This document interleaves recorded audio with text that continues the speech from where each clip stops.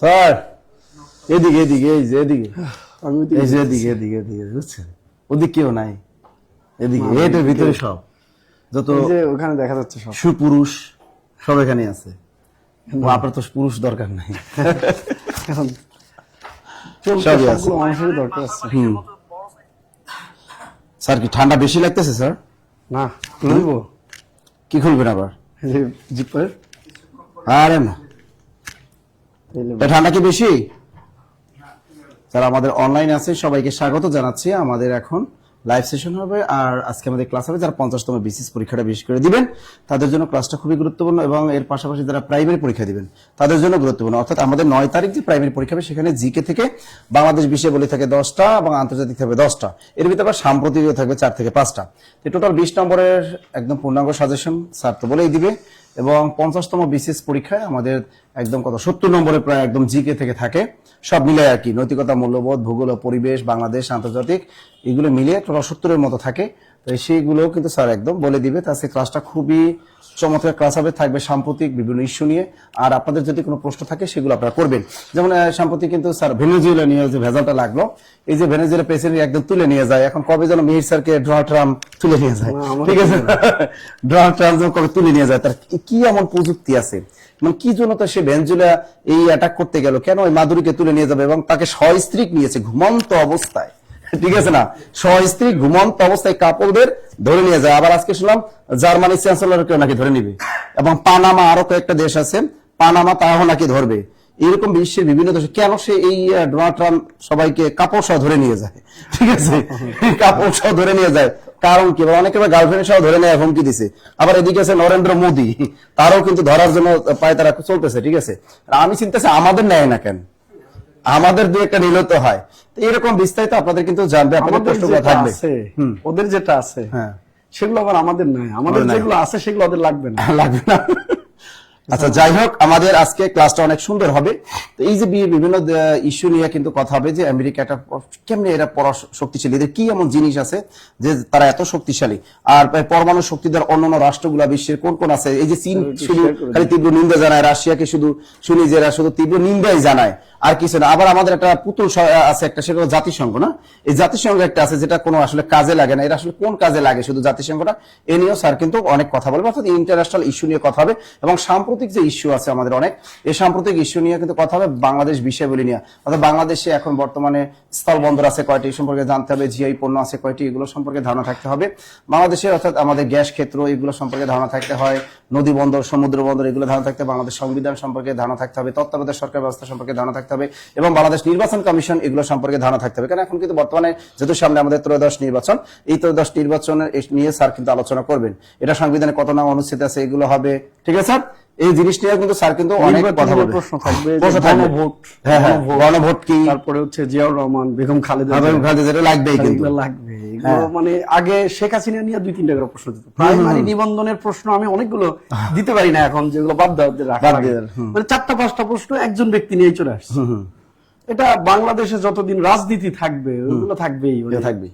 তার মানে বেগম খালেদা জিয়া তিনি কি পাকিস্তান তাও লাগবে, হ্যাঁ, ইন্ডিয়া নিয়ে না থাকলে পাকিস্তান নিয়ে থাকবে, ঠিক আছে। পাকিস্তান নিয়ে কিন্তু থাকবে, কারণ বলতেই স্যার কিন্তু বলেই দিয়েছে যে পাকিস্তান নিয়ে থাকবে। তা পাকিস্তান নিয়ে থাকবে, এটাও কিন্তু দরকার আছে। বিশ্বের অন্যান্য দেশে কোথায় কোথায় দারফুর সংকট টঙ্কট আরো কি কি আছে, ওই যে দক্ষিণ সুদান নিয়ে কিছু আছে, আফ্রিকার কিছু অঞ্চল নিয়ে আছে, শান্তিরক্ষী, হ্যাঁ হ্যাঁ, এই যে শান্তিরক্ষী মারা গেছে, বিশ্বের হয়ে গেছে। আরে না, আমি তো বলে দিয়েছি, আর তো দেখলে পড়াবে টপিক, তাই না? টপিক এগুলো স্যার কিন্তু আজকে পড়াবে। স্যার কয় ঘন্টা চলবে? 4 ঘন্টা। আরে আচ্ছা, স্যারের যতক্ষণ এনার্জি আছে সমস্যা না, স্যার হারবাল খেয়ে আসছে, কোনো টেনশন নাই, মানে তার যতক্ষণ এনার্জি আছে তখন চলবে। মুড়ি খাচ্ছিল, মুড়ি খাওয়াচ্ছা, মুড়ি তো শক্তি হয় না। আচ্ছা স্যার, এই যে এখন এরা যে শেয়ার করবে, কি দিবেন এদের? খাবার দাবার তো কিছু দিবেন না, এরা স্টুডেন্ট কেন শেয়ার করবেন বলেন? মহামূল্যবান বই, হ্যাঁ মহামূল্যবান বই, সবসময়। গাছ আছে নাকি সাথে? হ্যাঁ, ইত্যাদি আমাজন আছে, আমাজন আছে, হ্যাঁ, মানে পৃথিবীর ফুসফুস বলা হয় যেটাকে, হ্যাঁ পৃথিবীর ফুসফুস বলা হয় আমাজন বন, সেটাও কিন্তু আছে। দেখেন দুইটাই কিন্তু গ্রিন, একেবারে কালার, ঠিক আছে। এই তো স্যার, এটা আমরা ছোটবেলা থেকে শুনতাম, কিন্তু তার মহামূল্যবান মিহির স্যারের লেখা যে বই দুইটা, এই দুইটা ফ্রি পাবেন। দেখি সেই দুইটা মেয়েরা পায় নাকি ছেলেরা পায়? কাদের দিবেন?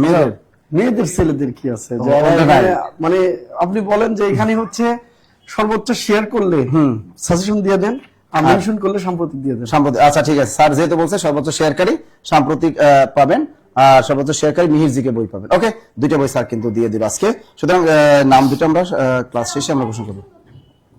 আমরা দুজন ফ্রি, অফলাইনে ফ্রি। তোমাদের সাথে যে সরাসরি আমাদের দুজনকে যে দেখতে পাচ্ছ, ক্লাস করতেছো, এটাই তো অনেক কিছু না? এটাই তো অনেক কিছু। তুমি বসে বসে মোবাইলে শেয়ার করো, তাই না? শেয়ার হয়ে যাবে, আপনাদের বসে মোবাইল বেরকে শেয়ার। এই তো গুড। ওকে স্যার, তাহলে আমি তো আর জিকে পড়াবো না, আমি যেহেতু বাংলার মানুষ, বাংলা নিয়ে কথা বলি। দেখ স্যার, একদম জিকে নিয়ে কথা বলবেন। আপনাদের যদি কোনো প্রশ্ন থাকে স্যারের কাছে করবেন, এবং কোন কোন জায়গা থেকে প্রশ্ন ধরতে পারে প্রাইমারিকে সবকিছু কিন্তু স্যার বলে দিবে, এবং বিএস পরীক্ষা যা হিসেবে স্যার ইনশাআল্লাহ সাজেশন দিয়ে দিই না, তারপর আমরা বাসায় চলে যাই। আগে তো দিলে হবে না, না বুঝলেন না? ওদের আমরা সবকিছু দিয়ে গেলে যে আমি কেন দেইনি তোমায় সকল শূন্য করে, এটা তো বুঝতে পারতেছেন যে আমি কেন দেইনি তোমায় সকল শূন্য করে। ওই যে আরেকটা কথা আছে রবীন্দ্রনাথ, নিঃস্ব আমি রিক্ত আমি দেবার কিছু নাই, আছে শুধু ভালোবাসা, দিয়ে গেলাম তাই। ওইটু দিলেই হয়, ওইটুকু দিয়ে গেলেই হয়। তো ওইটা দিয়ে যাই। ছেড়ে দে শয়তান, তুই আমার দেহ পাবি কিন্তু মন পাবি না, বুঝলেন না? ওকে স্যার, তাহলে স্টার্ট। এ কোথায় কষ্ট লাগবে? আপনি তো এটা ভুল বলছেন। আমি তো পুরো সাজেশন দিলে ধরেন আপনার প্রাইমারি তো 20 নম্বর না, 10 নম্বর বাংলাদেশ, 10 নম্বর আন্তর্জাতিক, তো এর 5-6 নম্বর লিখছেন কেন? আরো বেশি নম্বর আর তো বেশি নাম্বার, ওই ভুল লিখছে, আমি তো আর লিখি নাই। লিখার যায় একই, অস্ত্র কই? কষ্ট করে এটা তো এখানে আচ্ছা, কলম নাই।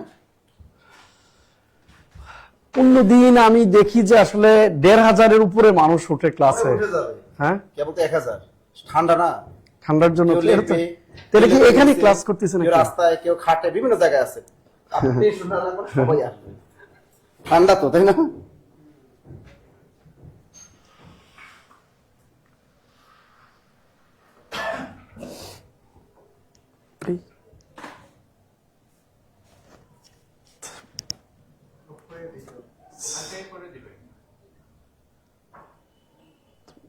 আছে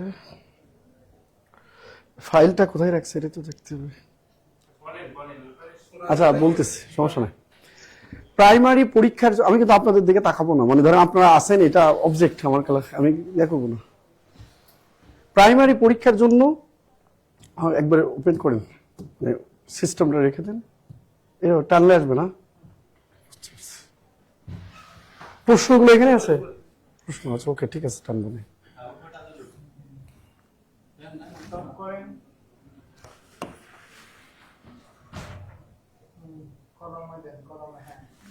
কারণ কথা বললেন না, মোটামুটি আমি তো নেই ক্লাস। প্রাইমারি পরীক্ষার জন্য আমাদের এখানে 20 নাম্বার প্রশ্ন থাকবে। 20 নাম্বারের মধ্যে বাংলাদেশ বিষয়বলী 10-এর কথা বলছে, ইন্টারন্যাশনাল 10-এর কথা বলছে, আয়ার ইন্টারন্যাশনাল অ্যাফেয়ার্স এখানে 10-এর কথা বলছে।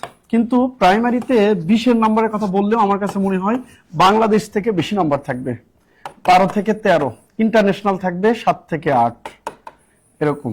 একটু বাংলাদেশ বরাবরই বেশি থাকে, বিশেষ প্রিলিমিনারির তাই, যতই বলুক নাম্বার ওরা বাংলাদেশ বিষয়গুলি বেশি দিবে। পৃথিবীতে 195টা 5 আছে, 195, কিন্তু সবচেয়ে গুরুত্বপূর্ণ দেশ হচ্ছে বাংলাদেশ। এই বাংলাদেশ নিয়ে যা প্রশ্ন থাকবে, এই 195-এর মধ্যে 194টা দেশ, এর সাথে অনেক কিছু নিয়ে কিন্তু সেই প্রশ্নটা থাকবে। সো আগে প্রাইমারি পরীক্ষার জন্য কি কি আসতে পারে আমি এই জিনিসটা বলি, পরে পড়াবো আমরা।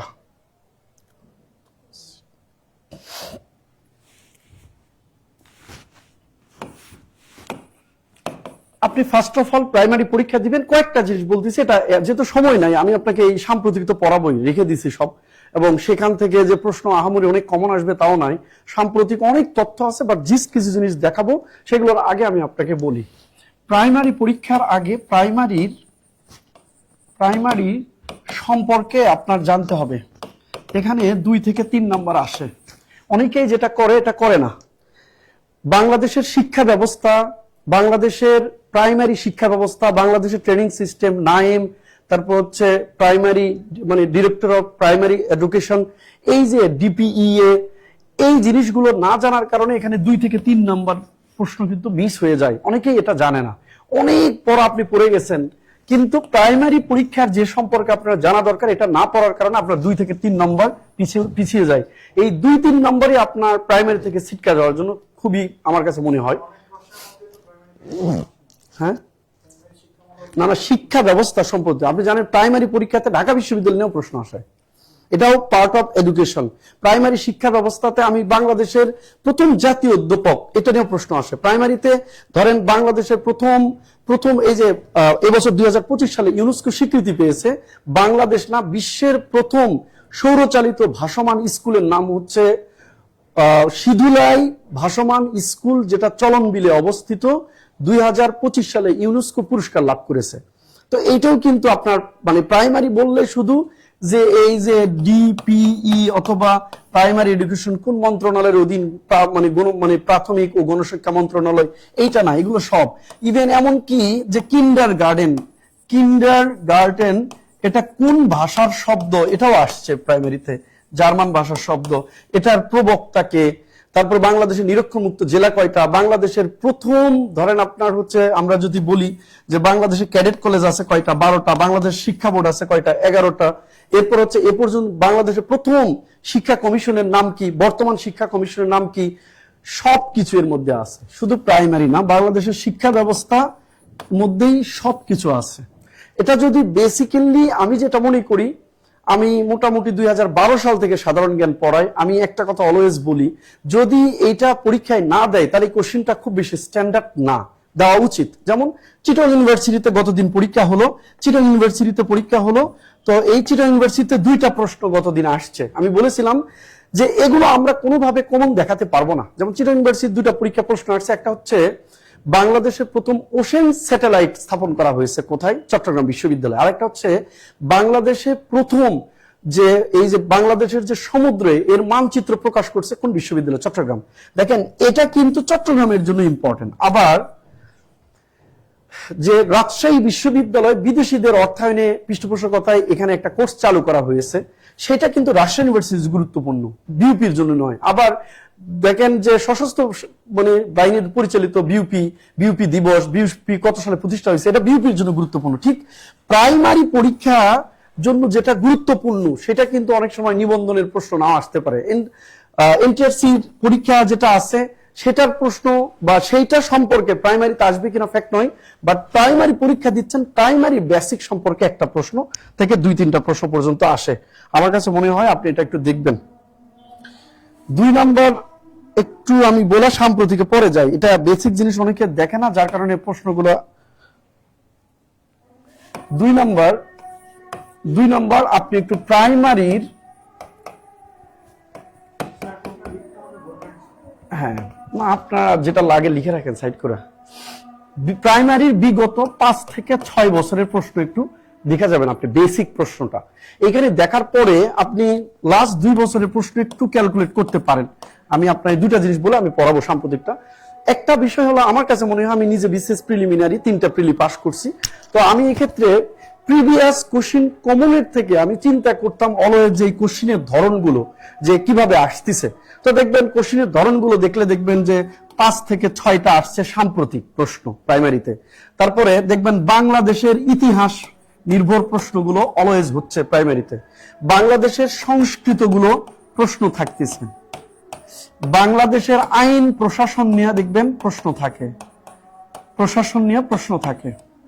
বাংলাদেশের পরিচিতি নিয়ে দেখবেন প্রশ্ন থাকে, পরিচিতি। তো আপনি এই জিনিসগুলো কোনো মানুষের পক্ষে, আমি বাংলাদেশের সবগুলো এক্সাম নিয়ে জিকে কাজ করি, সবগুলো বিষয় আমার ধরে দেওয়া সম্ভব না, বাট আপনি যদি এই যে আর 2-3 দিন আছে যদি একটু 5-6 বছরের প্রশ্ন দেখেন, দেখলে আপনি লাস্ট 2 বছরের প্রশ্ন দেখবেন, একটু লাস্ট 2 ইয়ার্স দেখলে দেখবেন কিছু জিনিস আছে প্রাইমারি প্রতিবারই পরীক্ষা করে, এবং ওইখানে যে 20টা কোশ্চিন আছে, যারা পড়াশোনা করে 14 থেকে 16টা প্রশ্ন সবাই পারে, 3টা-4টা প্রশ্ন আছে দেখবেন ক্রিটিক্যাল, এটা পারে না। এবং ওই 3টা-4টা প্রশ্ন পারে কারা, যারা বিসিএস দেয়, প্রিলি লিখিত দিয়েছে, 2-1টা ভাইবা দিচ্ছে, এই টাইপের ছেলে মেয়েগুলো বিসিএস এর ওই যে ডিপ পড়তে গিয়ে ওনারা অনেক কিছু ভাইবা দিতে গিয়ে, বিসিএস ভাইবা দিবে, ব্যাংকের একটা ভাইবা দিবে, এগুলো দিতে গিয়ে এই টাইপের ক্যান্ডিডেট কিছু প্রশ্ন এক্সট্রা 2-3টা পায়। এবং দেখবেন আপনার উপজেলাতে যারা চাকরি করে, আমার সাথে 43-এ বিসিএস হওয়ার আগে আমার উপজেলা থেকে আমরা 4 জন ক্যাডার হয়েছি, 4 জনের 3 জনই প্রাইমারিতে জব করতো।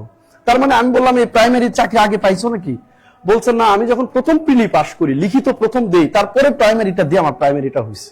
এর কারণ হলো আপনি এভারেজ 14টা কোশ্চেন করে পেতেই পারেন, এর মধ্যে আবার যে এগুলো ভুল করলে নেগেটিভ আছে কাটে, বাট আপনি যদি মোটামুটি এখন তো 75 প্লাস, এখন কত নাম্বার থাকে আপনি 80 না এখন 90 করছে, 75 ছিল আগে মনে হয়, 90 এখন নাম্বার। তো আপনি 90 নাম্বার, প্রাইমারিতে খুব বেশি কিন্তু পার্থক্য হয় না। দেখবেন যে বিসিএস প্রিলিমিনারি 200 নম্বরের মধ্যে এখানে আপনি 110 পাইলে প্রিলি পাস হয়েছে, এখন 120 প্লাস লাগে। কিন্তু প্রাইমারিতে কিন্তু এরকম 50% 60% নাম্বারে আসে না। 120 মানে 60% নাম্বার বিসিএস প্রিলিতে, বাট প্রাইমারিতে কিন্তু 60% নাম্বার পেয়ে আপনার চাকরি পাওয়ার সম্ভাবনা নাই বললেই চলে। তাহলে প্রাইমারি পরীক্ষাটা একটু ভিন্ন রকম, যার কারণে আমি আপনাদের বলবো যে এই যে 5 থেকে 6 বছরের প্রশ্নটা যদি আপনি পড়েন, দেখবেন লাস্ট 2 বছরের কিছু টপিকস আপনি বের করতে পারেন, টপিক সেন্টেন্স। এর মধ্যে টপিকগুলো বের করে দেখলে আপনি দেখবেন যে 70% টপিকস আপনার কখনো না কখনো পড়া হয়ে গেছে, 70 প্লাস। যে 30% টপিকস এখন বাকি আছে, ওইটা লাস্ট 2-3 দিন দেখেন, তাহলে ভালো হবে। অথবা অনেকে আমাকে যদি বলে এটা যদি দেখা সম্ভব না হয়, যা পড়েছেন সেটাই করেন। আপনি প্রাইমারিতে একটু টেকনিক্যালি আপনি দেখবেন যে পরীক্ষা ফেস করেন, আপনি ভালো করে আসবেন। লাস্ট টিপস হচ্ছে আমার জন্য, আমি আপনার সাম্প্রতিক পড়াবো, তার আগে আমি আমার লাইফে একটা চাকরি পরীক্ষা দিয়েছি, একটাতেই চাকরি পেয়েছি, এই জন্য আর ট্রাই তেমন করা হয় না। কিন্তু আপনার জন্য আমি আরেকটা ট্রিক্স হচ্ছে আমি বলতেছি, এটা কাজে লাগতে পারে। দাগাতে হবে বেশি। 3 নম্বর ট্রিক্স হচ্ছে আমি বলবো, আমি প্রাইমারি চাকরি আপনার যদি ভাগ্যে থাকে আপনি পাবেন। কম দাগিয়ে চাকরি পাওয়া যায় না। যেমন দেখেন, আপনি যদি 12টা কোশ্চিন দাগান, ধরেন সাধারণ জ্ঞানে 20টা আছে, 12টা কোশ্চিন দাঁড়া, 12টা শতভাগ হবে। আরেকজন 20টা কোশ্চিন আছে, তারও 12টা রাইট হয়েছে, বাকি 8টা সে আন্দাজে দাগাইছে, রিস্ক নিচ্ছে, দাগাইছে, তার 6টা ভুল গেছে, মাত্র 2টা রাইট হয়েছে। 6টা ভুল গেছে, 2টা রাইট হয়েছে, তারপরেও তার কিন্তু নেগেটিভ এখানে 1.50, আর নাম্বার পেয়েছে 2টা রাইটের জন্য 2। তার মানে এখান থেকে 1.50 কেটে নিলেও তার 0.50 যোগ হয়েছে। 6টা না ভুল করা, সে যদি 5টা ভুল করে, আর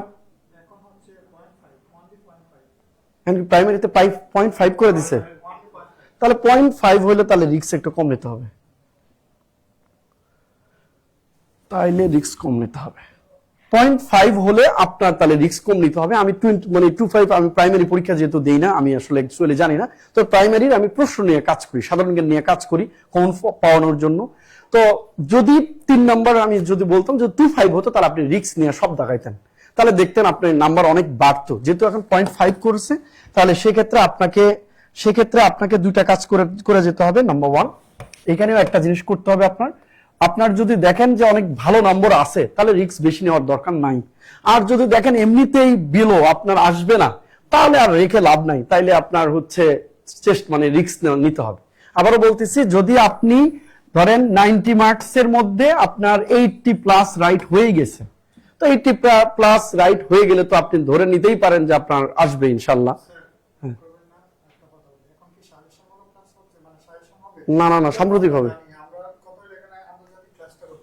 না, আমি আন্তর্জাতিক ক্লাস দেবো না, তো আমি হচ্ছে সাজেশন ক্লাস নিয়ে আমি হচ্ছে সাম্প্রতিকের সলভ করাবো আর কি। হ্যাঁ হ্যাঁ হ্যাঁ, আমি কিন্তু আপনাকে আগে বলছি যে অনলাইনে আমি পড়াবো, আপনাদের কিন্তু প্রশ্ন উত্তর দেবো না। ইভেন আমি আমাকে তো অনেক ছেলে মেয়ে প্রশ্ন করে যে আসলে শেষ মুহূর্তে কি করবো। আপনি হয়তো জানেন, আপনি হয়তো মনে হইতেছে যে আমি 10 লাইন বা 20 লাইন সাম্প্রতিক লিখে দিলে আমি ভালো কিছু করতে পারবো বা আমার এটা দরকার, কিন্তু আমি এভারেজ আমি কিন্তু নিচ্ছি অনলাইনের জন্য। ওরা অনেক ছেলে মেয়ে অনেক প্রত্যন্ত অঞ্চলে থাকে, ব্যাপারটা এরকম বোঝে না, জানে না, ওর জন্য খালি 10 লাইন সাম্প্রতিক, এই তো সাম্প্রতিক একটা 50 টাকা বই নিয়ে পড়লে এই জন্যই আমি আপনি বলছি যে জানা দেওয়ার থেকে আপনার এই জিনিসটা গুরুত্বপূর্ণ আমার মনে হয়। ডিসিশন মেকিং, অনেক ছেলে মেয়ে আছে প্রাইমারিতে পরীক্ষা দিবে বাট ডিসিশন মেকিং নিতে পারে না, এই জিনিসগুলো জানে না। অনেকে ধরেন একটা বিষয় হচ্ছে 90 মার্কসের পরীক্ষা আছে, অনেকে মনে করে যে আমি 60টা পারি, 60টা দাগ আসলে আমার চাকরি হবে। ও জানেই না, ওর বাস্তবতা নাই যে এখন 60টাতে চাকরি হয় না। আচ্ছা ওকে, তাহলে আপনি হচ্ছে 90 মার্কসের মধ্যে থাকলে তখন আর নেগেটিভ আপনার ইয়া করার দরকার নেই। তখন আমি মনে করি যে নেগেটিভ মার্কস যদি এরকম যদি আপনি, তাহলে নেগেটিভ রিস্ক না নিলে হবে। কিন্তু আপনি 55 অথবা 60 এরকম যদি হয়, সেক্ষেত্রে আপনার একটু রিস্ক নিতে হবে। ওকে,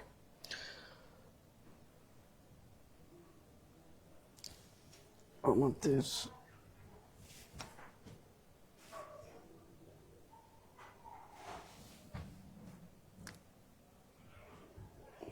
ভাই একটু স্লাইডটা বের করে দেন একটু।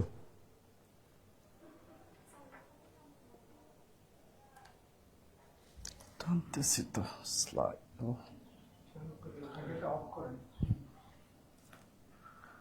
ওদের লিংক ইয়েতে আছে।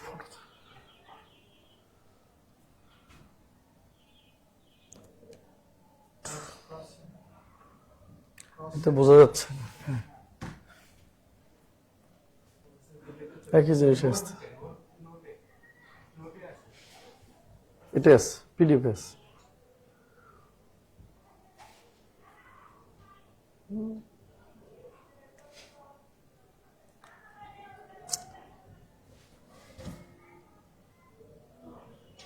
জুবাইর ভাই একটু দেখেন তো, স্লাইডটা বের করে দেন তো। ওরাই বের করতেছে।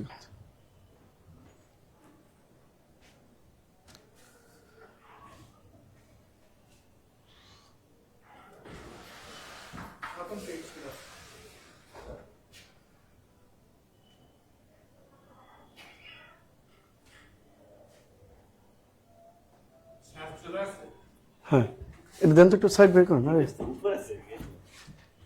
কই বের হয় নাকি? নতুন পেজ, এটা নতুন পেজ বলতে কিছুই নেই স্যার, এটা নতুন পেজ, আগের পেজে নাই।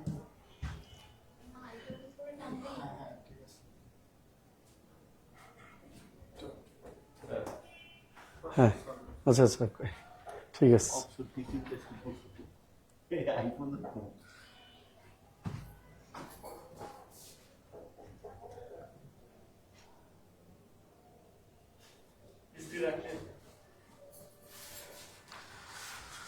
এখানে রিসেন্ট 20 কোশ্চিন আছে। এই 20 কোশ্চিনের মাধ্যমে আমি 20টা প্রশ্ন সলভ করাবো। প্রতিটা টপিকসে আপনার একটা করে, আপনি প্রতিটা কোশ্চিনে একটা করে টপিক সলভ হবে।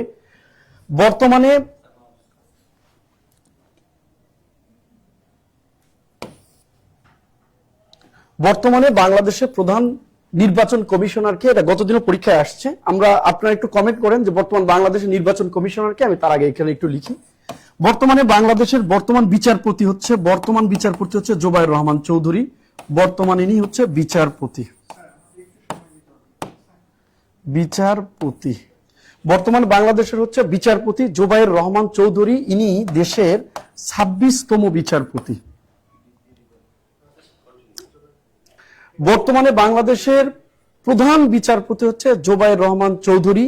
উনি বর্তমানে বাংলাদেশের 26তম বিচারপতি, যিনি বাংলাদেশে 28 ডিসেম্বর 2025 সালে বাংলাদেশের প্রধান বিচারপতি হিসাবে নিয়োগ পেয়েছেন। 28 ডিসেম্বর 2025 সালে প্রধান বিচারপতি নিয়োগ পেয়েছেন। এখানে একটা প্রশ্ন থাকে, সেটা হলো বিচারপতি সংবিধানের কত নং অনুচ্ছেদ অনুযায়ী নিয়োগ পায়? 95 নং অনুচ্ছেদ অনুযায়ী সংবিধানে নিয়োগ পায়। বাংলাদেশের যিনি বিচারপতি, ওনাকে নিয়োগ দেন এবং শপথ বাক্য পাঠ করান দুইটা ঘটনায় হচ্ছে মহামান্য রাষ্ট্রপতি। এই জিনিসগুলো অনেক ইজি, বাট পরীক্ষা এগুলো আসে। এটা প্রশ্ন দিয়ে দিতেই পারে প্রাইমারিতে যে বাংলাদেশের বিচারপতি নিয়োগ দেন কে? মহামান্য রাষ্ট্রপতি। বাংলাদেশের বিচারপতিদের শপথ বাক্য পাঠ করান কে? মহামান্য রাষ্ট্রপতি। আর বিচারপতি নিয়োগ পায় সংবিধানের কত নং অনুচ্ছেদ অনুযায়ী? 95 নং অনুচ্ছেদ অনুযায়ী। বর্তমান যিনি বিচারপতি, তিনি দেশের কততম বিচারপতি? 26তম প্রধান বিচারপতি। এর আগে 25তম প্রধান বিচারপতি ছিলেন সৈয়দ রেফাত আহমেদ। এই যে বিচারপতি সংক্রান্ত আরো কিছু তথ্য আমাদের আছে এখানে। বাংলাদেশের সর্বোচ্চ আদালতের নাম হচ্ছে সুপ্রিম কোর্ট। এই সুপ্রিম কোর্টের দুটি ভাগ আছে, একটা হচ্ছে হাইকোর্ট বিভাগ আর একটা হচ্ছে আপিল বিভাগ, এবং এগুলো নিয়েও আপনার প্রশ্ন থাকে। সংবিধানের অভিভাবক, ব্যাখ্যাকারক, রক্ষক, কোড অফ রেকর্ড বলা হয় কাকে? সুপ্রিম কোর্টকে। বাংলাদেশের সুপ্রিম কোর্টের স্থায়ী বেঞ্চ রয়েছে কোথায়? ঢাকায়। এমনকি খুব সহজ একটা প্রশ্ন বারবার প্রাইমারিতে থাকে, সেটা হচ্ছে মহামান্য রাষ্ট্রপতি হওয়ার বয়স কত? 35 বছর। অনেকগুলো কথা বলেছি আমি এখানে, আবার একটু বলেন। বাংলাদেশের বর্তমান প্রধান বিচারপতি হচ্ছে জুবাইর রহমান চৌধুরী, যিনি দেশের 26তম বিচারপতি, নিয়োগ দেওয়া হয়েছে 28 ডিসেম্বর 2025। তবে একটা জিনিসই মনে রাখবেন একটু, বিচারপতিকে নিয়োগ দেওয়া হয় সংবিধানের 95 নং অনুচ্ছেদ অনুযায়ী, নিয়োগ দেন এবং শপথ বাক্য পাঠ করান বোথ অফ হচ্ছে রাষ্ট্রপতি। একটা প্রশ্ন পূর্বে আসতো যে প্রধানমন্ত্রীর পরামর্শ ছাড়া রাষ্ট্রপতি কোন কাজটি করতে পারেন? সেটা হচ্ছে রাষ্ট্রপতি যে কাজটা করতে পারেন সেটা হচ্ছে বিচারপতি নিয়োগ দেওয়া। এই কাজটা তিনি কারোর সাথে কোনো পরামর্শ না করে করতে পারেন। বাকি সংবিধান অনুযায়ী বলা আছে রাষ্ট্রপতি তার সকল কাজে প্রধানমন্ত্রীর পরামর্শ গ্রহণ করিবেন। এই একটা কাজে রাষ্ট্রপতি প্রধানমন্ত্রীর পরামর্শ নিতে হয় না, সেটা হচ্ছে বিচারপতি নিয়োগের ক্ষেত্রে। ঠিক আছে, পরেরটা আমরা একটু দেখি। শুধু প্রধান বিচারপতি নিয়োগ, এবং প্রধানমন্ত্রীকেও তো নিয়োগ দেবেই, তো প্রধানমন্ত্রী নিয়োগ দেওয়ার জন্য প্রধানমন্ত্রীর কথা বলা নাই, মূলত সাংবিধানিক ভাবে একটা পদ, সেটা হচ্ছে প্রধান বিচারপতি। বিচারপতিকে নিয়োগ দেওয়ার ক্ষেত্রে রাষ্ট্রপতি কারো কোনো পরামর্শ গ্রহণ করিবেন না, বাকি সকল কাজ রাষ্ট্রপতি প্রধানমন্ত্রীর সাথে সমন্বয় করে করবে। আচ্ছা, এরপরে আসেন বাংলাদেশে আমরা একটু, তাহলে এটা হচ্ছে বাংলাদেশের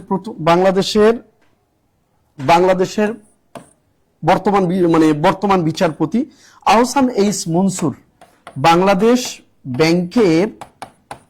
ব্যাংকের বর্তমান গভর্নর। বাংলাদেশ ব্যাংকের বর্তমান গভর্নর হচ্ছে আহসান এইচ মনসুর। বাংলাদেশ ব্যাংকের, এটা একটা ইম্পর্টেন্ট একটা প্রশ্ন, বাংলাদেশ ব্যাংকের গভর্নর হচ্ছে আহসান এইচ মনসুর।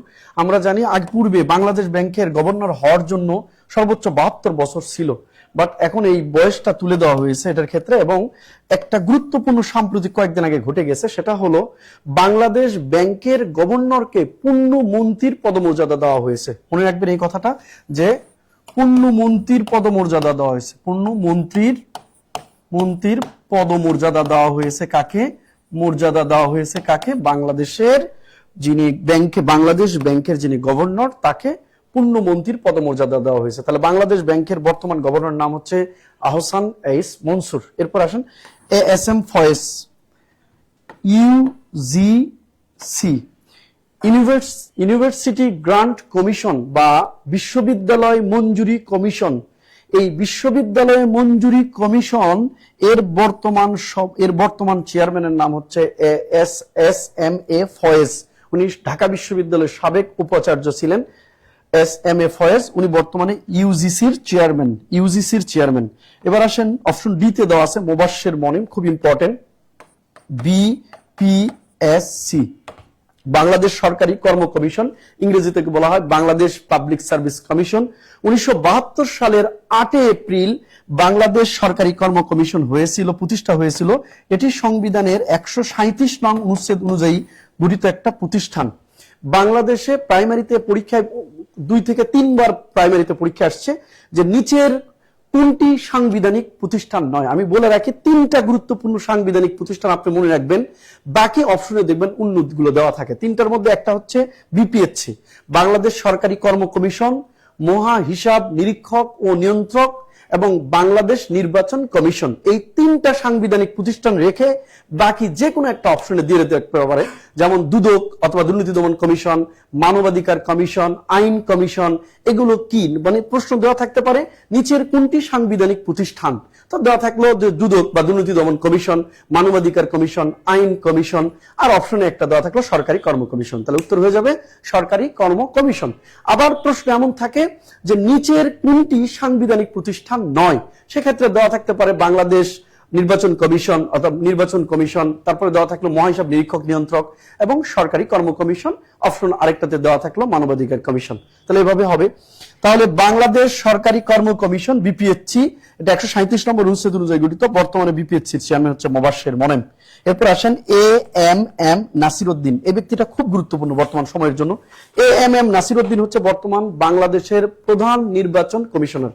দেশের বর্তমান প্রধান নির্বাচন কমিশনার হচ্ছে AMM নাসিরউদ্দিন, AMM নাসিরউদ্দিন। এটুকু হয়ে গেলে আমরা একটু আপনাদের লেখার চেষ্টা করবো, একটু দেখি। AMM নাসিরউদ্দিন,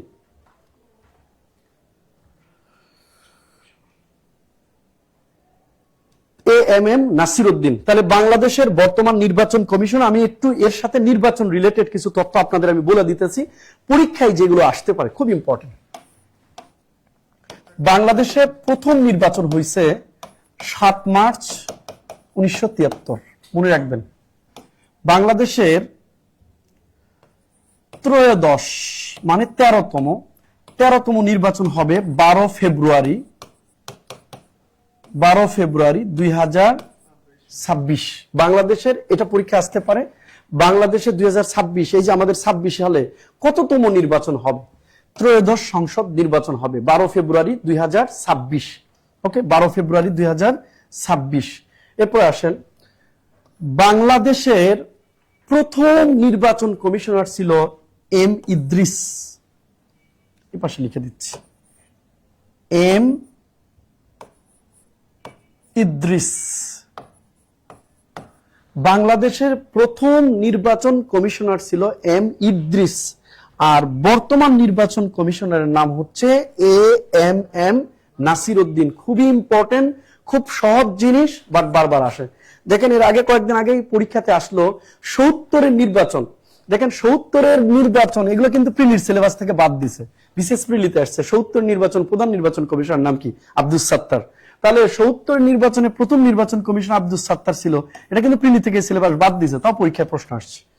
আর এগুলো জিনিস তো বর্তমানে খুব হট কেকের মতো আলোচনায় আছে, যে বাংলাদেশের প্রথম নির্বাচন কমিশনার নাম কি? M ইদ্রিস।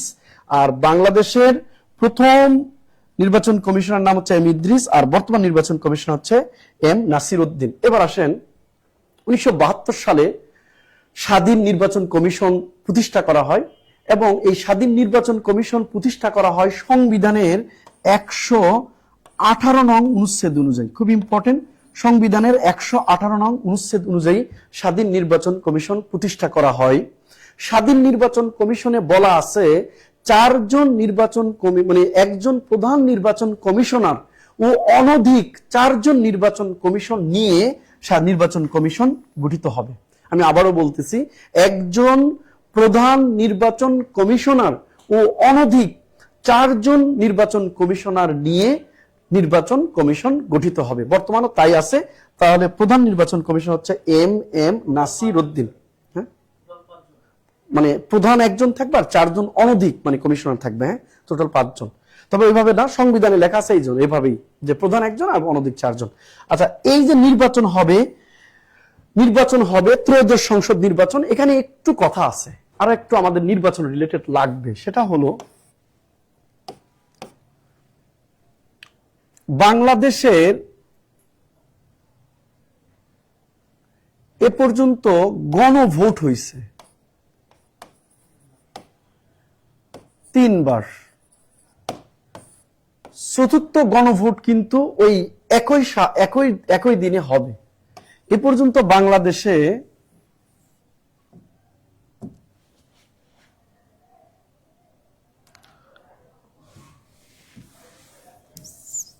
এটা আগে ধরতো না ভাই, এখানে তোর আচ্ছা, আগে আমি যে এভাবে মিশাইতাম, এটা মিশে না। ও আচ্ছা আচ্ছা, ইরেজার হবে,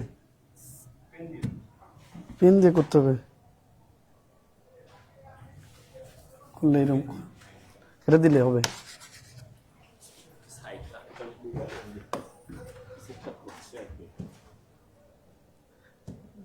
টাচের কি সমস্যা হয়েছে নাকি? সব চলে গেছে।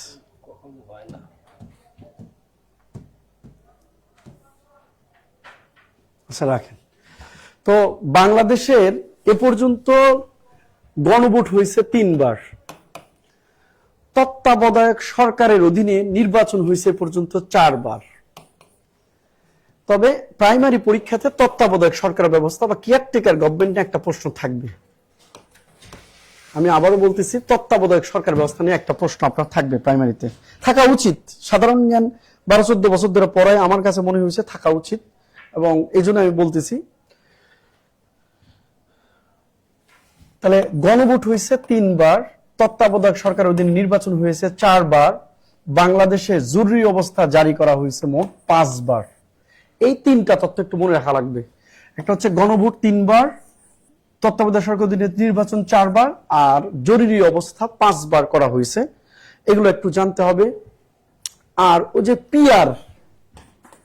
পিআর সিস্টেমটা কি, প্রতিনিধিত্বমূলক যে নির্বাচন বা প্রপোর্শনাল রিপ্রেজেন্টেটিভস, এই পিআর বা প্রপোর্শনাল রিপ্রেজেন্টেটিভস এইটা একটু জানতে হবে। পিআর সিস্টেমটা কি, অথবা বিশ্বের প্রথম পিআর চালু করছিল কোন দেশ? বেলজিয়াম। এটা মাথায় রাখবেন একটু। বিশ্বের প্রথম পিআর সিস্টেম চালু করছে বেলজিয়াম। এবং বাংলাদেশের নির্বাচন ব্যবস্থার আলোচিত যে জিনিসগুলো আছে সেটা হচ্ছে বর্তমানে পিআর। এছাড়া জুলাই সনদে নির্বাচন সংক্রান্ত কিছু বিষয় আলোচনা করা আছে। আমার মনে হয় প্রাইমারিতে এটাই দিবে আপনার, কারণ এর আগে শেখ হাসিনা যখন ক্ষমতায় ছিল শেখ হাসিনা রিলেটেড দিত। এখন বাংলাদেশের একটা পথ পরিবর্তন করছে জুলাই বিপ্লব, ফলে জুলাই বিপ্লবের সনদে নির্বাচন সংক্রান্ত কি আছে সেটা আসতে পারে।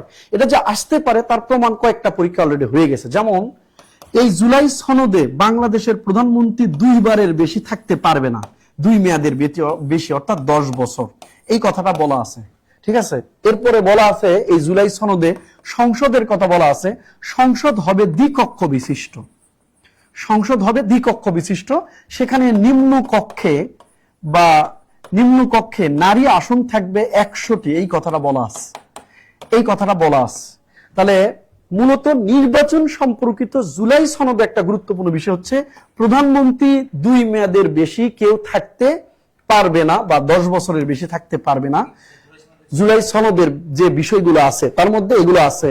এবার ঢাকা বিশ্ববিদ্যালয়ে ভর্তি পরীক্ষায় এই জিনিসটা ছিল যে নিচের কোনটি জুলাই সনদের বিষয় নয়, সেখানে অপশন ছিল 2 মেয়াদের, মানে যে নিচের কোনটি জুলাই সনদের বিষয়, সেখানে যেটা ছিল যে 2 মেয়াদের বেশি প্রধানমন্ত্রী থাকতে পারবে না, বা প্রধানমন্ত্রী হবে 2 মেয়াদে 10 বছরের জন্য। হ্যাঁ, তারপরে দ্বিকক্ষ বিশিষ্ট সংসদ, যেখানে এটা আসছে নন ক্যাডার পরীক্ষাতে, যে নারী আসন, সংরক্ষিত নারী আসনের কথা বলা আছে কতটি? 100টির কথা বলা আছে। নারী আসনের কথা বলা আছে কতটি? 100টির কথা বলা আছে। এবং এই যে জুলাই সনদ বা দেশের সংস্কারে কমিশন হয়েছে কয়টি? 11টি সংস্কার কমিশন। এটা অনেকবার গতকালকের পরীক্ষা আসছে যে সংস্কার কমিশন বাংলাদেশে কয়টি হবে? 11টি। পড়াতে গেলে অনেক, আপনারা যে সাম্প্রতিক যেগুলো মনে করতেছেন, যেমন আজকে যে 3 তারিখে ভেনেজুয়েলাতে আক্রমণ হয়েছে, মার্কিন যুক্তরাষ্ট্র ভেনেজুয়েলার প্রেসিডেন্ট নিকোলাস মাদুরো এবং তার স্ত্রী সহ 3 তারিখে যে অপারেশন করেছে অ্যাবসলিউট, যেটা রিজলভ, তাই অ্যাবসলিউট রিজলভ যে অপারেশন করছে, অপারেশন অ্যাবসলিউট রিজলভ, এগুলো আপনার প্রাইমারিতে প্রশ্ন হবে না। আপনার প্রাইমারি পরীক্ষা তো হওয়ার কথা ছিল 2 মার্চ, প্রশ্ন তো আগেই হয়েছে। ওইগুলো প্রশ্ন কি ফলায় দিয়ে আবার নতুন করে এই 1 সপ্তাহ প্রশ্ন করতে পারবে না? এত হাজার হাজার ক্যান্ডিডেট পারবে না, হাজার কি লাখ লাখ ক্যান্ডিডেট এখানে আছে, এবং এই সেট করে প্রশ্ন পারবে না। এবং গতকালকে আমি নিউজে বলে দেখলাম যে প্রশ্ন অলরেডি সেন্টারে পাঠাই দেওয়া হয়েছে, তাহলে তো সম্ভবই না, প্রশ্ন আগে রেডি হয়েছে। ফলে আগে রেডি হয়েছে বিধায় আপনার বেসিক জিনিস থেকে আসবে। বেসিক মানে একটু আগের সাম্প্রতিক, ওই অন্তর্বর্তীকালীন সরকার গঠন কবে, ডক্টর ইউনূস কত তারিখে অন্তর্বর্তী সরকার হিসাবে শপথ অনুষ্ঠানে শপথ নিয়েছিলেন, তারপরে হচ্ছে অন্তর্বর্তীকালীন সরকারের বর্তমান হয়তো সদস্য কয়টি, এখানে নারী সদস্য কয়জন, 4 জন, এইরকমই। তারপরে যে জুলাই সনদ, জুলাই ঘোষণাপত্র, জুলাই সম্পর্কিত যে মিউজিয়াম গুলো সেগুলো। এখন আসেন আমরা আপনাদের বলতেছিলাম, এরপর হচ্ছে এখানে যা আলোচনা করেছি, অনেক আলোচনা করেছি, আপনি একটু এগুলো দেখেন, আরো কিছু আসলে আমরা অন্য টপিকসের সাথে আলোচনা বাড়াবো। এখানে হচ্ছে NBR, national board of revenue, NBR, ঠিক আছে, জাতীয় রাজস্ব বোর্ড, বাংলাদেশ সরকারের রাজস্ব আদায়ের দায়িত্বপ্রাপ্ত প্রতিষ্ঠানের নাম এনবিআর। এটাও কিন্তু দেয়, ওই যে সাংবিধানিক প্রতিষ্ঠান নয় কোনটি, অপশন দেওয়া রাখে এনবিআর। আচ্ছা, এই এনবিআর এর বর্তমান যিনি প্রধান তিনি হচ্ছে মোহাম্মদ আব্দুর রহমান খান, এনবিআর। তবে প্রাইমারিতে 2-3টা জিনিস এনবিআর রিলেটেড এখানে একটু আসে, সেটা হলো বাংলাদেশ সরকারের আয়ের প্রধান উৎস কি? ভ্যাট অথবা মূসক অথবা মূল্য সংযোজন কর, এটা বাংলাদেশ সরকারের আয়ের প্রধান উৎস। আরেকটা প্রাইমারিতে প্রশ্ন এর আগে আমি দেখছি যেটা আসে, সেটা হলো বাংলাদেশ সরকারের ব্যয়ের প্রধান উৎস কোনটা? বাংলাদেশ সরকার সবচেয়ে ব্যয় করে কোন খাত? জনপ্রশাসন বা প্রতিরক্ষা খাত, বা প্রতিরক্ষা। এটা আসছে পরীক্ষায়। এই জিনিসটা একটু লাগের সাথে। তাহলে এনবিআর, তাহলে national board of revenue, Bangladesh সরকারের সবচেয়ে বেশি আয় করে ভ্যাট বা মূসক থেকে, আর সবচেয়ে বেশি ব্যয় করে জনপ্রশাসন বা প্রতিরক্ষা মন্ত্রণালয়। বাংলাদেশ সরকার সবচেয়ে প্রতিরক্ষা খাতে, কোন খাতে সবচেয়ে বেশি ব্যয় করে? প্রতিরক্ষা খাত। ঠিক আছে, এই খাতে ভ্যাট হচ্ছে ভ্যালু অ্যাডেড ট্যাক্স, আর এর বাংলা হলো মূল্য সংযোজন কর, যাকে সংক্ষেপে বলা হয় মূসক।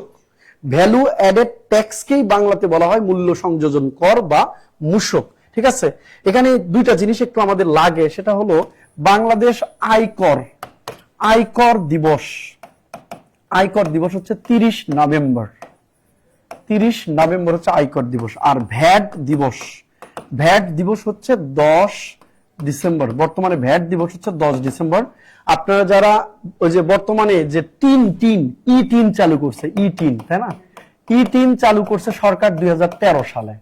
বাংলাদেশে আপনি এই যে এখনো কিন্তু আয়কর দিতে পারবেন, আয়কর দেওয়ার জন্য কিন্তু এই যে 31 জানুয়ারি পর্যন্ত সময় বাড়াইছে এই বছর, মানে 2025 সালের 25-26 অর্থ বছরের 25 সালের যে আয়কর আপনার, এটা কিন্তু 30 জানুয়ারি পর্যন্ত মানে সরকার বাড়িয়েছে। আপনি চাইলে এখনো আয়কর দিতে পারবেন। ঠিক আছে না?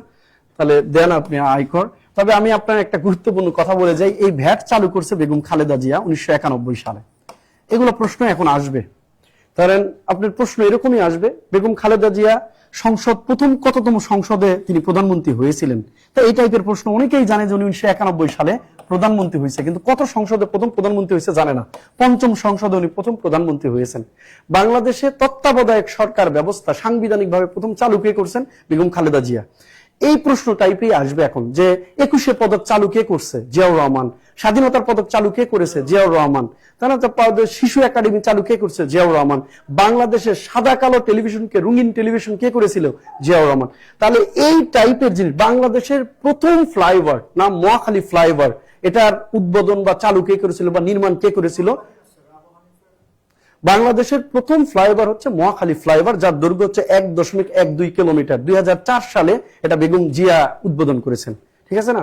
এটা পরীক্ষাতে চলে আসছে। তো এই টাইপের জিনিসগুলো এখন আপনার আসবে, মানে আপনাকে একটু করতে হবে। তারপরে এই যে বহুদলীয় গণতন্ত্রের প্রবক্তাকে, অথবা বাংলাদেশের জনগণের প্রত্যক্ষ ভোটে নির্বাচিত প্রথম প্রেসিডেন্ট কে ছিলেন, এই জিনিসগুলো একটু দেখবেন। অথবা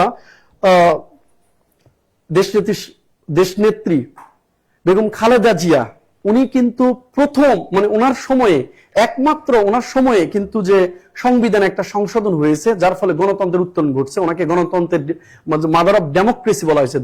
এটা পরীক্ষায় আসা একবারে অসম্ভব কিছু নয় যে mother of democracy Begum Khaleda জিয়াকে উপাধি দেওয়া হয়েছে কবে? 2018 সালে। 2018 সালে তাকে মাদার অফ ডেমোক্রেসি, এটা কিন্তু উপাধি দেওয়া হয়েছে 2018 সালে। খুব ইম্পর্টেন্ট, খুব ইম্পর্টেন্ট। এবং আরো বলে রাখি, সার্কের উদ্যোক্তা ছিল জিয়াউর রহমান, সার্কের প্রথম চেয়ারপারসন ছিল কিন্তু বেগম খালেদা জিয়া। খুব ইম্পর্টেন্ট। সার্কের প্রথম চেয়ারপারসন হচ্ছে নারী চেয়ারপারসন হচ্ছে, বা প্রথম চেয়ারপারসন নারী চেয়ারপারসন হচ্ছে বেগম খালেদা জিয়া। খুবই ইম্পর্টেন্ট, এটা মনে রাখেন একটু। হ্যাঁ, সার্কের প্রথম নারী চেয়ারপারসনের নাম কি? বেগম খালেদা জিয়া। আমরা তো খালি এটা জানি যে উনি বাংলাদেশের প্রথম নারী প্রধানমন্ত্রী, মুসলিম বিশ্বের দ্বিতীয় নারী প্রধানমন্ত্রী। বাট এই টাইপের জিনিসগুলো দিলে আপনার জন্য কনফিউশন। জিনিসগুলো সহজ, যারা পারে তাদের জন্য সহজ, বাট আপনি হয়তো না জানলে আপনার জন্য এটা অনেক কঠিন হয়ে যাবে। তো একটা ছেলে কয়েকদিন আগে বলতেছে, ভাই এখন তো অপশন যদি খালেদা জিয়া থাকে তাহলে মানে দিয়ে দিব। আমি বললাম যে এমন একটা প্রশ্ন দিয়ে দিবে যে সার্কের প্রথম চেয়ারপারসন কে ছিল, মানে জিয়াউর রহমানে আছে, খালেদা জিয়াও আছে, তাহলে আপনি কি দিবেন উত্তর? তখন তাহলে জিয়া অনেক সময় আগে কি থাকতো, এরকম প্রাইমারিতে আমার মনে আছে যে 23-এ মনে হয় শেখ মুজিবুর দেওয়া ছিল, শেখ হাসিনাও দেওয়া ছিল। আপনি দেখেন অনেকে পুন্ডিটি করে যে না পাইলেই তো অপশন দিয়ে দিব শেখ মুজিব, তাহলে ওনার মেয়েও তো দেওয়া আছে। পরে অনেকে, আমার বন্ধু নিজে, ও শেখ মুজিবুর রহমান দিয়ে রাখছে, পরে আইসা দেখে ওরা শেখ হাসিনা করছে ওই উক্তিটা বা ওই কথাটা শেখ হাসিনা। তো সবকিছু আপনাকে জিয়াউর রহমানও আছে, বেগম খালেদা জিয়া আছে, তখন আপনি কিন্তু পারবেন না। এই জন্য সঠিকটা জানলে ভালো হবে। একে ফজলুল হক, খুব ইম্পর্টেন্ট। একে ফজলুল হক হচ্ছে বাংলা একাডেমির বর্তমান সভাপতি। বাংলা একাডেমির বর্তমান সভাপতি হচ্ছে একে ফজলুল হক। কই আসে না তো, তাহলে একে ফজলুল হকের পাশে একটু লিখবেন বাংলা একাডেমির বর্তমান সভাপতি। আমি এখানে লিখে দিতেছি, বাংলা একাডেমির বর্তমান সভাপতি হচ্ছে একে ফজলুল হক। হ্যাঁ, আচ্ছা আচ্ছা,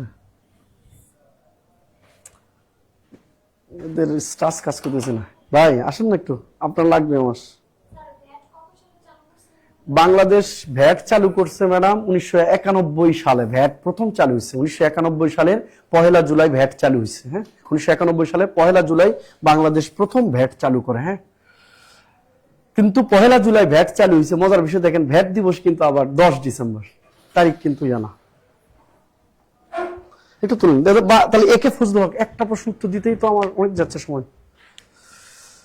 আচ্ছা, আপনারা ওই যে ভাইয়া উত্তর দিছে যে সরি আপু দিছে আয়েশা আকন্দ, বাংলা একাডেমির বর্তমান সভাপতি হচ্ছে কে ফজলুল হক, 23তম। অল্প করে জানেন, এত তম কবে হয়েছে কি সব জানলে তো পারবেন না। দেখবেন গিয়া পরীক্ষায় প্রশ্ন দিছে বাংলা একাডেমির ওই যে পুঞ্জিকা চালু করছে, ক্যালেন্ডার চালু করছে কে, 1966 সালে চালু করছে ডক্টর শহীদুল্লাহ। বেসিক জিনিস দিবে। হ্যাঁ, বাংলা পিডিআর প্রকাশক কে, দেখবেন যে মানে উইকিপিডিয়ার প্রকাশক কে, এশিয়াটিক সোসাইটি। অথবা বাংলাদেশের এই যে গতকালকে একটা প্রশ্ন আসলো, খুব সুন্দর প্রশ্ন দেখলাম, যে একটা প্রশ্ন আসছে যে বাংলাদেশ থেকে প্রথম ম্যাক্সেস অ্যাওয়ার্ড পেয়েছে কে, তাহিরুন্নেসা আব্দুল্লাহ প্রথম ম্যাক্সেস অ্যাওয়ার্ড পেয়েছে, কিন্তু ওনার নামটা অপশনে দেয়নি। অপশনটা দ্বিতীয় নাম যিনি দ্বিতীয় বাংলাদেশী হিসেবে ম্যাক্সেস অ্যাওয়ার্ড যিনি পেয়েছেন তার নাম হচ্ছে এই যে ব্রাকের প্রতিষ্ঠাতা স্যার ফজলে হাসান আবেদ, ওনার কথা দিয়ে রাখছে। প্রশ্ন দেখবেন এগুলাই দিবে প্রাইমারিতে, যে দারিদ্র বিমোচনে বাংলাদেশের কোন ব্যক্তি মূলত নাইট উপাধি লাভ করছে, ফজলে হাসান আবেদ। প্রশ্নগুলো কঠিন হবে না। তারপরে এই যে এই টাইপের প্রশ্ন দিতে পারে যে ক্ষুদ্র ঋণ প্রকল্প বাংলাদেশের বাইরে প্রথম চালু হয় কোথায়, মালয়েশিয়াতে। বাংলাদেশের ক্ষুদ্র ঋণের আদলে কোন দেশ ক্ষুদ্র ঋণ চালু করছে, সেটা হচ্ছে জাপান। জিনিসগুলো সহজ। স্কিনের সমস্যা হচ্ছে ওটাতে আরো 2টা প্রশ্ন আছে।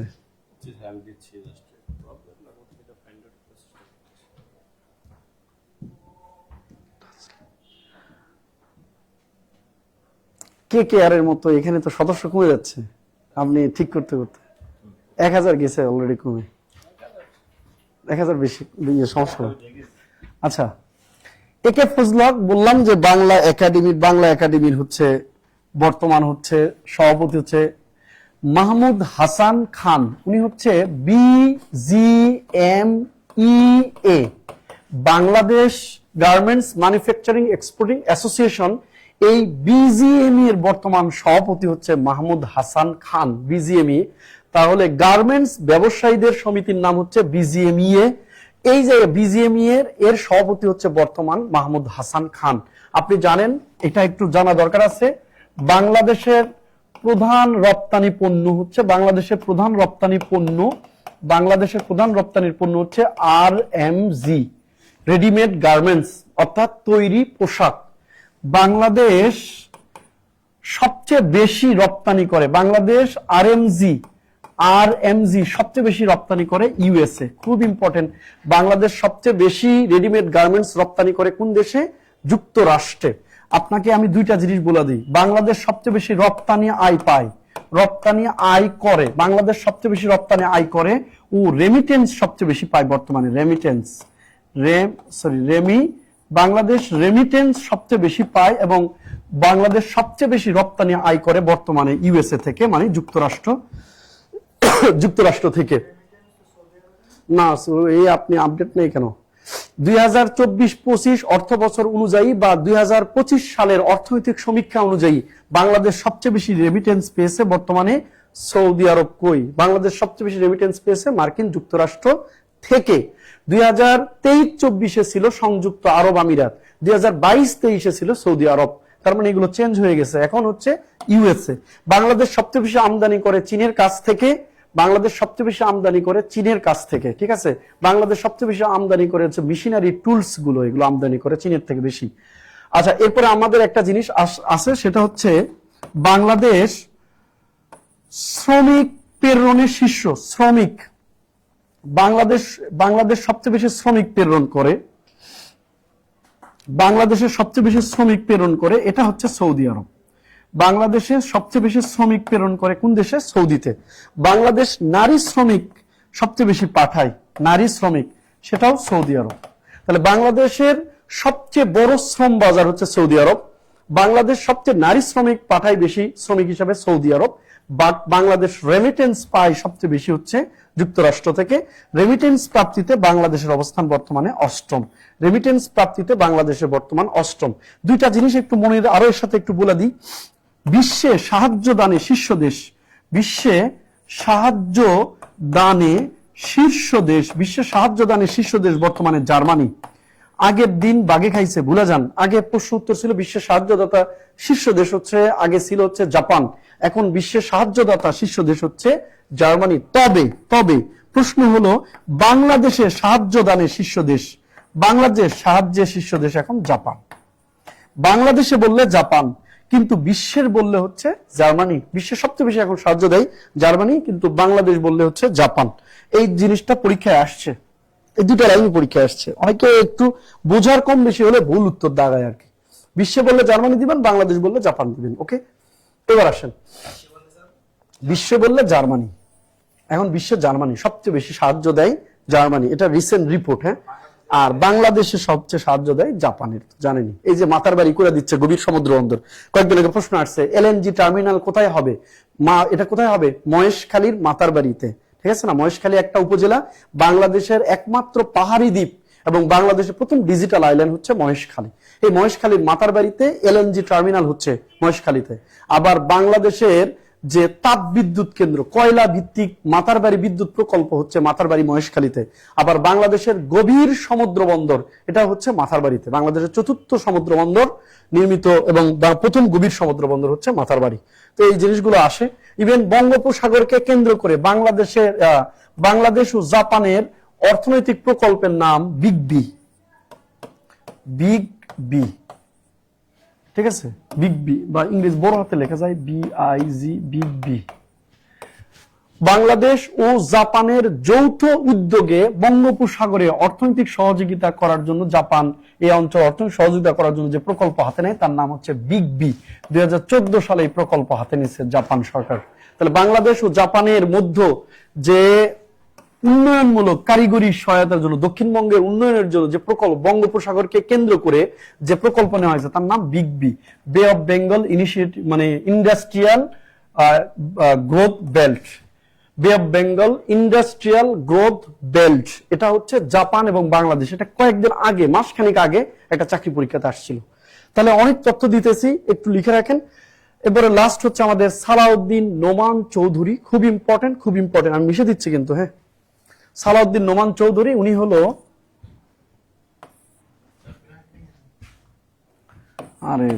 সালাউদ্দিন নোমান চৌধুরী ইউএন এর স্থায়ী প্রতিনিধি, বাংলাদেশ থেকে নিযুক্ত। বাংলাদেশ থেকে নিযুক্ত জাতিসংঘে স্থায়ী প্রতিনিধির নাম হচ্ছে সালাউদ্দিন নোমান চৌধুরী, সালাউদ্দিন নোমান চৌধুরী। তবে এই জায়গা থেকে জাতিসংঘ তো একটা ভঙ্গুর জিনিস, ইভেন ইউনাইটেড নেশনস, যেটা মূলত জাতিপুঞ্জের উপর দাঁড়িয়ে এই প্রতিষ্ঠানটা করা হয়েছিল। জাতিসংঘ 1942 সালে 1 জানুয়ারি নামকরণ করেছিল মার্কিন প্রেসিডেন্ট ফ্রাঙ্কলিন ডি রুজভেল্ট, এবং 11টি সম্মেলনের মধ্য দিয়ে 1945 সালের 24 অক্টোবর জাতিসংঘ প্রতিষ্ঠা হয়েছিল। এর প্রধান উদ্দেশ্য হচ্ছে বিশ্ব শান্তি প্রতিষ্ঠা করা, বিশ্বের মানবাধিকার প্রতিষ্ঠা করা, বন্ধুত্ব, রাষ্ট্রগুলোর মধ্যে বন্ধুত্ব ভাবসম রাখা। এগুলো একটা কাজও সে করতে পারে না। জাতিপুঞ্জ যে কারণে বিলুপ্ত হয়েছে, সেম কারণে জাতিসংঘ বিলুপ্ত করার মতো সময় চলে আসছে। এটা একটা পাপেট ক্ষমতাধর রাষ্ট্র, যেগুলো হচ্ছে মানে যেগুলোতে ভ্যাটো ক্ষমতা আছে। মূলত 5টা দেশ, পৃথিবীর 5 আব্বা বলা হয় এদেরকে, যুক্তরাষ্ট্র, যুক্তরাজ্য, ফ্রান্স, রাশিয়া, চায়না। এই 5টা দেশের পাপেট হচ্ছে জাতিসংঘ। এদের বাইরে এর কোনো ভূমিকা নাই বা এর কোনো কথা বলার মতো কিছু নাই। বর্তমানে এই যে বলতেছিল ভাইয়েরা যে ভেনেজুয়েলার প্রেসিডেন্ট নিকোলাস মাদুরো, দক্ষিণ আমেরিকার 12টা দেশের মধ্যে সমাজতান্ত্রিক মতবাদের, বর্তমানেও সমাজতান্ত্রিক মতবাদের একটা দেশ হচ্ছে ভেনেজুয়েলা, যার রাজধানী হচ্ছে কারাকাস। এই ভেনেজুয়েলা না, দক্ষিণ আমেরিকার সবগুলো দেশেই মাদকের জন্য বিখ্যাত। যেমন কোকেন উৎপাদনের বিখ্যাত দেশ হচ্ছে কলম্বিয়া। হ্যাঁ, যে বিখ্যাত একটা গান আছে না, ওয়াক্কা ওয়াক্কা সামিনা আমিনা। তো ওই যে ভাইয়ের নাম, শিল্পীর নাম যেন কি, হ্যাঁ শাকিরা, এ কিন্তু কলম্বিয়ার। এই কলম্বিয়ার প্রধান পরিচিতি বিশ্বের কাছে কি জানেন? নার্কোটিজম বা মাদকের জন্য বিখ্যাত হচ্ছে কলম্বিয়া, কোকেনের জন্য পৃথিবীর কোকেন উৎপাদনের শীর্ষ হচ্ছে এই কলম্বিয়া। ইভেন দক্ষিণ আমেরিকার সবগুলো দেশই, কিন্তু দেখেন ভেনেজুয়েলার উপরে আসছে কেন? ভেনেজুয়েলা তাদের আমেরিকার মতবাদের সাথে আসে না। 2025 সালে একজনের নোবেল দেওয়া হয়েছে শান্তিতে, নাম কি? মারিয়া করিনা মাচাদু। এই মারিয়া করিনা মাচাদু গণতন্ত্র প্রতিষ্ঠায় আন্দোলন করতেছে। আর গণতন্ত্র প্রতিষ্ঠা করবে এটা কাদের মতবাদ? মার্কিনীদের প্রতিবাদ, পুঁজিবাদী দেশগুলোর। এই জন্য তারা মূলত মাচাদুকে তারা সমর্থন দিতেছে। মাচাদু আজকে বলছে যে ট্রাম্প পৃথিবীতে যে পরিমাণ গণতন্ত্র প্রতিষ্ঠায় ভূমিকা রাখছে এর জন্য সে নোবেল পাওয়ার যোগ্য। তার মানে কি? বর্তমানে যারা এই যে চাটুকার তারাই কিন্তু পৃথিবীটাকে চালাচ্ছে। এবং ধরে রাখেন নিকোলাস মাদুরোর মতো সাহসী এর আগে মূলত ভেনেজুয়েলার সাবেক সমাজতান্ত্রিক নেতা প্রেসিডেন্ট ছিল হুগো চ্যাভেজ। হুগো চ্যাভেজের পতন ঘটেছে মার্কিন যুক্তরাষ্ট্রে। একইভাবে ঠিক এই নিকোলাস মাদুরোর পতন হলে এরকম যারা তাবেদার সরকার তারাই কিন্তু দেখবেন এগুলো রাষ্ট্রে আসবে। আর আপনাদের প্রাইমারিতে তো এগুলো আসবে না, তবে বিশেষ প্রিলিতে সম্ভাবনা থাকতে পারে। ভেনেজুয়েলা দক্ষিণ আমেরিকার দেশ, রাজধানীর নাম কারাকাস। তাহলে ভেনেজুয়েলাতে 2025 সালে মাদকের বিরুদ্ধে আমেরিকার পরিচালিত একটা অপারেশন নাম ছিল অপারেশন সাউদার্ন স্ফিয়ার। আর 2026-এর 3 জানুয়ারি যেটা করলো সেটা হচ্ছে অপারেশন অ্যাবসলিউট মানে রিজলভ। এই যে দুইটা অপারেশন, তবে এখন প্রাইমারিতে লাগবে না, পরে আপনাদের প্রিলির আগে আমরা আরো ক্লাস নেব ইনশাল্লাহ। তাহলে সালাউদ্দিন নোমান চৌধুরী, তাহলে এখানে একটু থাক, আমি আপনাদের অন্য জায়গাতে একটু ঘুরে নিয়ে আসবো। এখান থেকে একটা প্রশ্ন আমার মনে হয় প্রাইমারি থাকার সম্ভাবনা আছে, সেই জায়গাটা একটু মনোযোগ দিবেন। ইউএন শান্তিরক্ষী মিশন, ইউএন শান্তিরক্ষী মিশন, শান্তিরক্ষী মিশন, ইউএন শান্তিরক্ষী মিশনটা খুব ইম্পর্টেন্ট। এটা ইম্পর্টেন্ট একটু আছে, কারণ এটাও পরীক্ষায় আসতো না বাংলাদেশ যদি ভূমিকা না রাখতো। আপনারা জানেন সম্প্রতি বাংলাদেশের 6 জন শান্তিরক্ষী সুদানের আবেই অঞ্চলে শহীদ হয়েছেন, তাই না? তো এ পর্যন্ত বাংলাদেশের শান্তিরক্ষী মিশনে শহীদ হয়েছে 174 জন, 174। তো আমরা এগুলো আমাদের একটু লাগবে। পিস কিপিং মিশন বা শান্তিরক্ষী মিশনের যাত্রা হয়েছে, যাত্রা হয় 1948 সালে। প্রথম মিশনের নাম ছিল, যাত্রা হয় 1948 সালে ফিলিস্তিন। মিশনটা পরিচালনা করা হয় ফিলিস্তিনে, কারণ 1948 সালে আরব ইসরায়েলের প্রথম যুদ্ধ শুরু হয়। আচ্ছা, প্রথম মিশনের নাম ছিল হচ্ছে UNTSO, united nation trust supervision organisation. United nation trust supervision organisation, তার মানে ইউনাইটেড নেশন জাতিসংঘের বিশ্বস্ত পর্যবেক্ষক, তাই না? তাহলে মিশন, এটা হচ্ছে প্রথম মিশন। তাহলে কোথায় এই মিশনটা প্রথম পাঠানো হয়েছিল? ফিলিস্তিনে। এরপরে হচ্ছে শান্তিরক্ষী মিশন নোবেল পায়, শান্তিতে নোবেল পায়। আগে এরকম কি সুন্দর করতাম, এখন আসতেছে না। শান্তিরক্ষী মিশন প্রথম শান্তিতে নোবেল পান 1988 সালে। খুব ইম্পর্টেন্ট, কারণ এই শান্তিরক্ষী মিশন যখন নোবেল পেয়েছে ওই বছরই জাতিসংঘের শান্তিরক্ষী মিশনে বাংলাদেশ যোগদান করেছে। তাহলে বাংলাদেশ যোগদান করে, শান্তিরক্ষী মিশনে বাংলাদেশ যোগদান করে 1988 সালে। 1988 সালে কোথায়? ইরান যুদ্ধে। তাহলে বাংলাদেশ প্রথম শান্তিরক্ষী মিশনে যোগদান করে 1988 সালে ইরান যুদ্ধে। তাহলে এই যে বাংলাদেশের প্রথম মিশন ছিল, বাংলাদেশের প্রথম মিশনের নাম ছিল ইউনিমক। অনেকে ভুল করে ইউনিমক। অপশন দিয়ে দেয় পরীক্ষকরা এমন ভাবে, একটা আইডিয়া দেয়, অনেকে ভুল করে ইউনিমক পড়ে গেছে। একটা আই দেওয়াও কিন্তু ইউনিমক হয়, দুইটা দেওয়া হয়, কিন্তু পরীক্ষার এরকম দিলে আপনি মিস করবেন। United Nations Iran migratory observer group, ঠিক আছে? ইউনিমক হচ্ছে ইউনাইটেড নেশনস, একটা আইতে ইরাক আর একটা আইতে ইরান, কারণ দুইটা দেশ আছে, ইরান, হ্যাঁ, ইরান। তারপর হচ্ছে এমতে মাইগ্রেটরি, ওতে অবজারভার, জিতে হচ্ছে গ্রুপ, মাইগ্রেটরি অবজারভার গ্রুপস। এটা হচ্ছে প্রথম বাংলাদেশ যোগদানকারী শান্তিরক্ষী মিশন। এবং বাংলাদেশ এই শান্তিরক্ষী মিশনে মাত্র 15 জন সেনা পাঠায়। কয়জন সেনা? 15 জন সেনা পাঠিয়েছিল বাংলাদেশ। ওকে, এরপরে মিশাবো কেমনে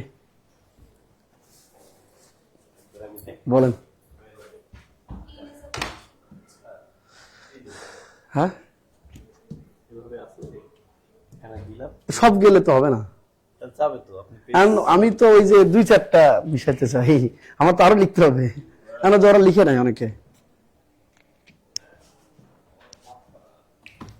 হ্যাঁ,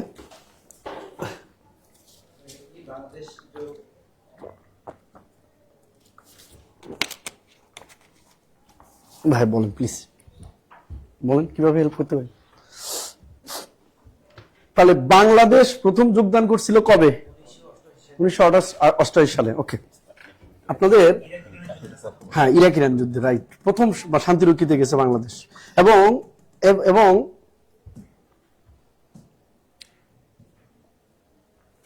প্রবাসী শ্রমিক পাঠানোর উদ্যোগ নিয়েছিল কিন্তু শহীদ প্রেসিডেন্ট জিয়াউর রহমান। তারই ধারাবাহিকতায় শান্তিরক্ষী মিশনে সৈন্য পাঠাতে সক্ষম হয়েছিল হোসেন মোহাম্মদ এরশাদ। উনি পাঠাইছে 28 সালে, উনি তখন ক্ষমতায় ছিল। কিন্তু এই যে বিদেশের শ্রমিক, যখন জিয়াউর রহমান একটা আছে দেখবেন যে উনি যখন সৌদি আরবে ভ্রমণ করেন তখন অনেকগুলো নিম গাছ নিয়ে গেছিলেন। তো নিয়ে যাওয়ার পরে সৌদির প্রেসিডেন্ট, মানে সৌদির তো প্রেসিডেন্ট হয় না, বাদশাহ আর কি, সৌদির বাদশাহ, উনি এটা দেখে অবাক হয়ে গেছেন যে পৃথিবীর অনেক দেশ অনেক দামি দামি গিফট নিয়ে আসে, ইনি কি নিয়ে আসছে। তখন জিয়াউর রহমান ওনাকে একটা চমৎকার কথা বলছে যে গরিব দেশের প্রেসিডেন্টের পক্ষ থেকে গরিব উপহার। কিন্তু এই গাছগুলো দেখে মূলত বাদশাহ খুবই খুশি হয়েছে, ব্যতিক্রম একটা জিনিস। এবং এই শত শত চারাগুলো, হাজার হাজার চারাগুলো নিয়ে গেছিল যখন নিম গাছগুলো, তখন সে তার চারপাশে পরীক্ষামূলকভাবে লাগায় এবং দেখে এখানের ওই অঞ্চলগুলোতে বাতাস খুব ঠান্ডা, পরিবেশ খুব ভালো, পরিবেশের জন্য নিম গাছ খুব ভালো, পোকামাকড়ের প্রাদুর্ভাব হয় না, অনেক সুবিধা হয়েছে। পরবর্তী ওই গাছের পাশাপাশি কিন্তু আরাফাত ময়দানের অনেক পাশে আরো বাদশাহ উদ্যোগ নিয়ে নিম গাছগুলো লাগায়। তো তখন বলে যে আমি আপনার এই পুরস্কারে অনেক খুশি হয়েছি, আপনাকে আমি কিভাবে হেল্প করতে পারি বা অর্থ সম্পদ কিভাবে কি করতে পারি।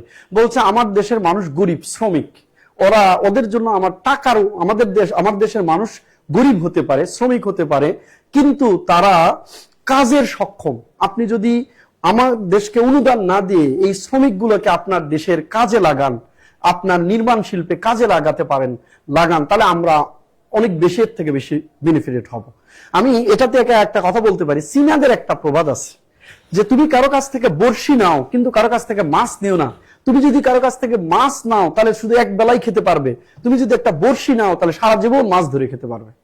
উনি কিন্তু এই কাজটা করে গেছেন। এবং দেখেন, এ কারণেই এই কয়েকদিন আগে প্রশ্ন আসছিল বাংলাদেশ সবচেয়ে বেশি সৌদি আরবে কোন খাতে শ্রমিক, মানে সৌদি সরকার বাংলাদেশের শ্রমিক কোন খাতে সবচেয়ে বেশি ব্যবহার করে? নির্মাণ খাতে। কোন খাতে? নির্মাণ খাতে। ওকে, চলে গেছে না ওগুলা? আচ্ছা, ওইখানে একটু শান্তিরক্ষী মিশনে আমাদের আরেকটু জিনিস আছে বাকি। 1989 সালে বাংলাদেশ পুলিশ গেছে শান্তিরক্ষীতে। তাহলে বাংলাদেশ পুলিশ শান্তিরক্ষীতে গেছে কবে? 1989।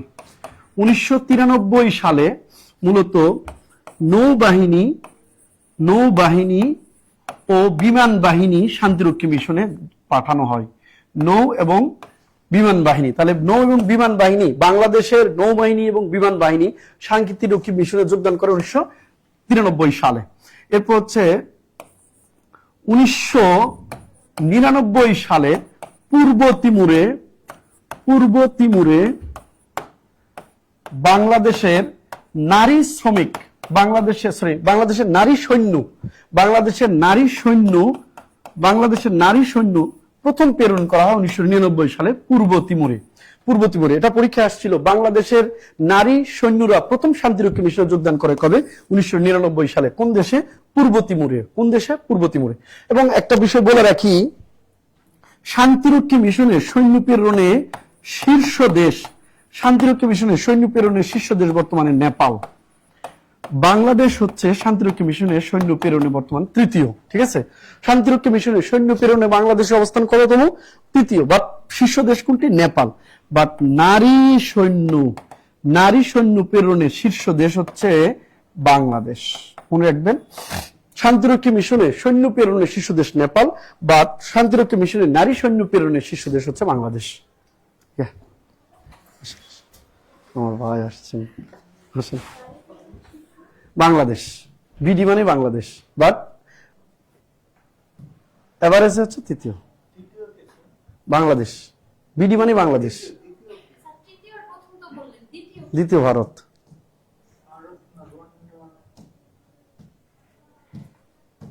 দেশের নিজের দেশের এই অবস্থা আর মানুষের দেশের অবস্থা।